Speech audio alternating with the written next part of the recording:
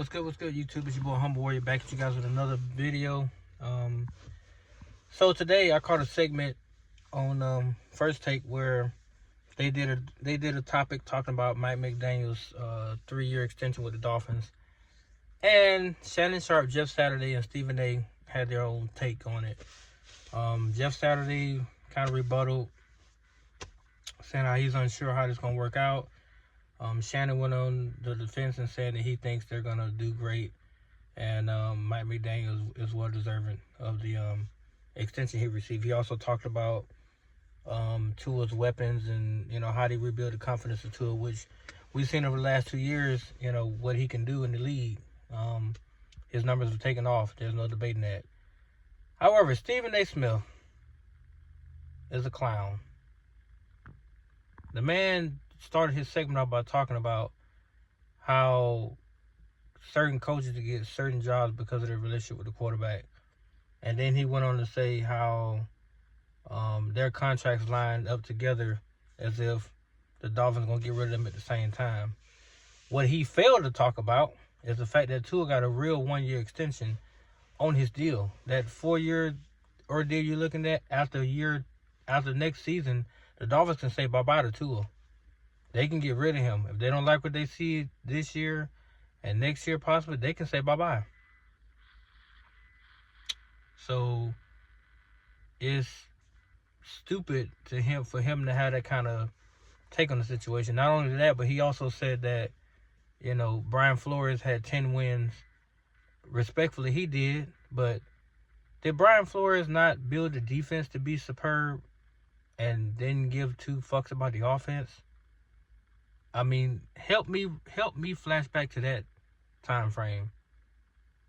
2020, 2021, did he not have a top 5 defensive unit, but a bottom feeding offense? Now this is to his rookie and sophomore campaign, and Stephen A. said that Flores didn't have Waddle. Sir, in the draft of 2021, the 6th overall pick was Jalen Waddle, receiver from Alabama. Who was his head coach? Brian Flores. Was he not? What was his numbers that year? 104 catches, 1,013 yards, and 8 touchdowns. Did he not put up those numbers with Tua? What was Tua's numbers? 2,600 and I want to say 56 yards, 16 touchdowns to like 10 picks. Does that not sound familiar to you, sir? Or is your researcher not researching? Because clearly, if you did your due diligence and what you're talking about, you won't look like a complete ass during this segment. Because you went on to talk about if Flores had Hill, Waddle, Mostert, A-Chain. If Flores had all that, guess what they would be? A bottom tier offense. Because he wouldn't give 2 fucks about hiring an offensive coordinator to run the show. He would hire a special teams coach somewhere that don't know what he's doing and would have no idea how to call plays. So the offense wouldn't look nowhere near what it looks right now. In fact, it would be a laughingstock. So can you imagine Tyreek's numbers the last 2 seasons under Brian Flores versus Mike McDaniel? He would not have put up 1,700 plus back-to-back years. But clowns like Stephen A. get on TV and try to downgrade Tua for them going to get Mike McDaniels to help their offense evolve. He wants to beat that up and say, oh, well, Flores they was in position to win. They went to the playoffs with Brian Flores. No, they didn't. They didn't go at all. They never went. Right? They didn't go with Brian Flores. They should have went, but they didn't go. Reason why they didn't go is because he didn't care enough to get a suitable amount of weapons to help his quarterback. That man had Jalen Waddle his sophomore campaign. In his rookie year, he had Devontae Parker. Stop playing. And he had Myles Gaskins and Ahmed. Right? Or do people forget that? Corey Grant Sr., Preston Williams, Malcolm Perry. Do all these names sound familiar to you? Are they not out the league right now? Just asking, man. Just asking. They continue to move the goalposts with this kid. Don't know why they continue to do it, but they continue to do it. And then they get in their feelings when you call them out about it. It's like, no. At least with Shannon, he's saying, okay, Tua's gotten a lot better. Now this season he has to get a playoff win. No doubt about that. I think he'll get 2. I think he's more than capable because they have a new fire in their eyes. They understand the regular season, yeah, it's gonna detail a lot, but postseason wise, they gotta come with it. They gotta win. You get number 2 seed, you got 2 playoff games at home before you hit the road. You win those 2 tough playoff games at home, AFC Championship game, you'll probably be on the road to Baltimore or something like that. If you could stay steadfast with Baltimore in the AFC Championship game, yeah. I'm hoping that Miami can either get them or Houston. If you play Houston in Houston, you got a hell of a chance. Because granted that crowd is loud as hell, I think that it would help tremendously for those 2 young quarterbacks in Tua and CJ Stroud to get an opportunity to go to the Super Bowl. That would be a dope-ass game. That would be super damn dope. And I hope that Tua prevails and get on to the Super Bowl and can play for the ultimate prize. And like I said in my other videos, if he wins the Super Bowl, I do not want to hear nothing else about this kid. Nothing. I don't give a damn how many trolls come out. Y'all can come from the bridge, the refrigerator, the deep freezer, wherever you want to come from. Come on out and join the bandwagon. Go jump on that motherfucker. Hell, how the wheels fall off of it. Because ain't nothing else you can say about the kid. He's a Super Bowl champion. Right? He is a Super Bowl champion. You can associate the word Super Bowl champion with his name. Like you do with Patrick Mahomes, Peyton Manning, Drew Brees, Tom Brady, all those guys, Nick Foles, right? Like you associate them, you can associate him with that word. But Stephen A. got to stop the stupidity. To say Flores never had Waddle, as if Waddle wasn't there in 2021. Then he goes on to say, oh, what would this offense look like with Brian Flores? Are you stupid? Are you stupid? Flores would have never ever hired somebody like Mike McDaniel. Matter of fact, he was supposed to hire the man. And what did he do? He would go get 2 offensive coordinators, a running back coach and a tight ends coach, to be 2 dual offensive coordinators. What the hell does that tell you?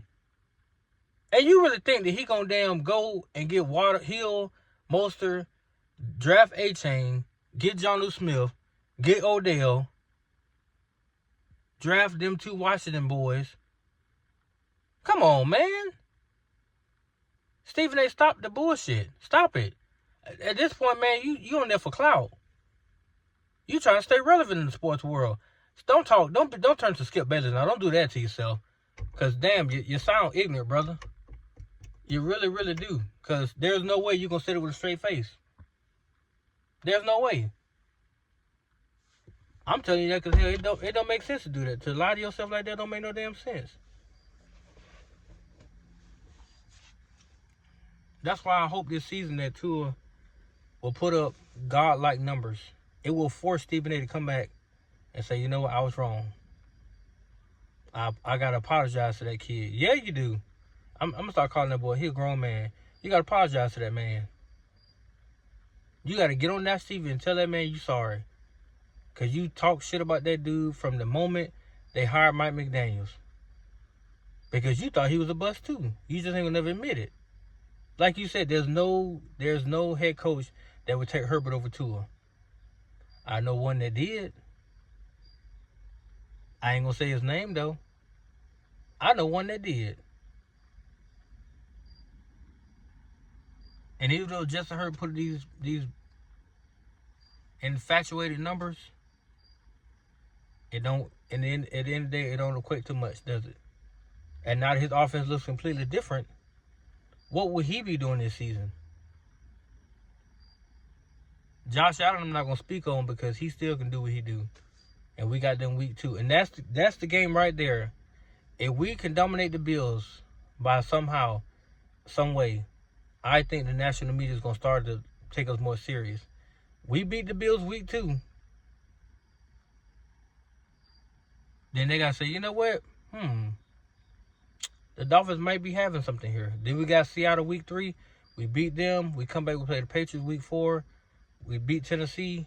And we 5-0 after this first quarter stretch. They may have something to say about us. Because all our other players come back healthy after this. So it's going to be interesting to see like how we look after these first 5 weeks. But I'm looking forward to every game. I truly am. But I had to get on here and talk about that because, like I said, the man's a clown. He sounds stupid. How is it that you can uplift Brian Flores so much and ponder or put up hypothetical statements about what if he had such and such?